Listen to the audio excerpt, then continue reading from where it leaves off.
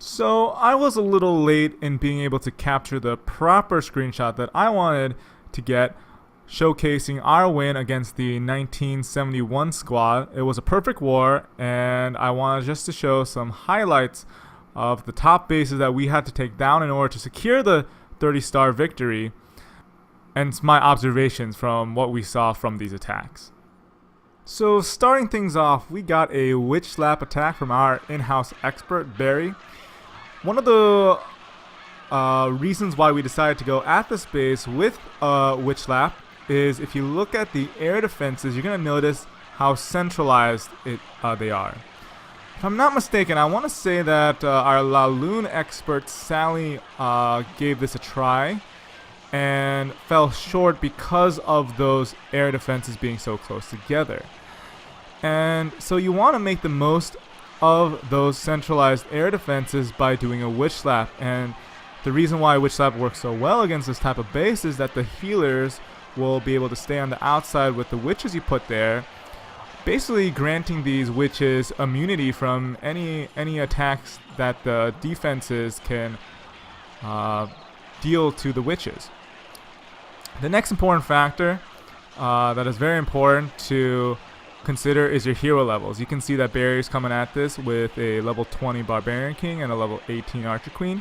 This attack really cannot be done without high level heroes unless you're facing a lower level base, and that's because you need a big push. And you can see that Barbarian King still going at it before and taking down that last air defense before finally going down. And when you're able to carve out the center like that, it's quite easy for the witches, and in this case his Archer Queen went around. But honestly, for the Witch Slap, it's so powerful that you don't need everything to go to plan, and definitely questions whether witches are overpowered at Town Hall 9. At least for the right bases, it can certainly look overwhelming. So to keep on the theme of overwhelming attacks, we're going to look at an attack, a dip really, done by myself on the number 2 base. We're only running a single Town Hall 10, which is why basically I essentially have to dip every war for the time being. Don't mean to showcase bully attacks, but the reason why I'm showing this attack is not because I 3-starred this base. It's because you're going to see what army composition I bring, which is essentially mass witch. We got even witches in the CC. They're coming out right now. Those max witches are definitely scary. And basically what we're going to do is essentially spam a line of them at the bottom of the base, the bottom edge of the base. And at the end of the raid, you're going to see that we basically kept up almost all of the 16 or 17 witches or so that were deployed on the field. Yes, we do lose our Barbarian King and our Golems, they're our tanking units, but even when they go down, once the base is kind of decimated, it's really difficult for these Town Hall 9 bases to do anything against it. And I'm pretty confident that this attack would have worked just as well for a Town Hall 9 attack. I don't even have max Town Hall 10 heroes, nor are they level 30-30. And on top of that, sure, the Golems are max level, but the witches don't get an upgrade boost at Town Hall 10. Long story short, if we just try to count the witches and number of skeletons, this is a obliterating attack, and one of the criteria for why we just did a mass is not even a go wee wee because there's no any wizard, but the reason why we did a mass witch attack and why it works so well is because you're going to see that base is just so open. So I know this footage may seem familiar to our more dedicated subscribers. This has already appeared on the Town Hall Takedown series, and I don't mean to reuse footage for no reason. I just wanted to include this attack in this video to kind of explain why once again this strategy worked on this particular base, and what makes witches so powerful even at the Town Hall 10 level, especially when accompanied with bowlers. So that's basically the biggest difference between this attack and the previous attack we saw. We were just adding bowlers.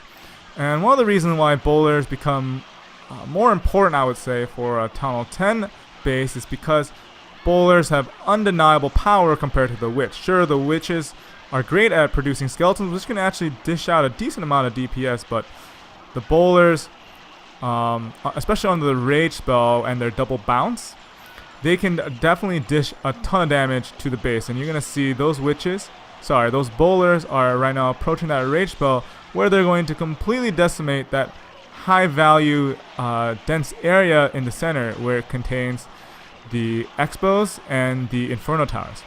Another requirement for a successful Witch attack, especially against a Town Hall 10 base, is to make sure that the Inferno Towers are set to single target. And we can really make use of this because the Skeletons does a great job at distracting these Inferno Towers from dealing damage to, let's say, our heroes or our Golem.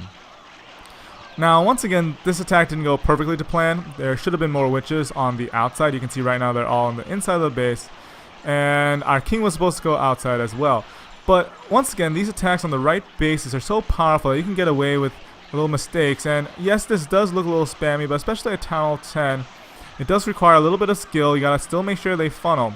And I would say as long as you got that down, basic funneling down, you can really take down any open base such as this one with single target Infernos, showing how Witches are not only dominant at Town Hall 9, but can be useful at Town Hall 10 when paired with bowlers.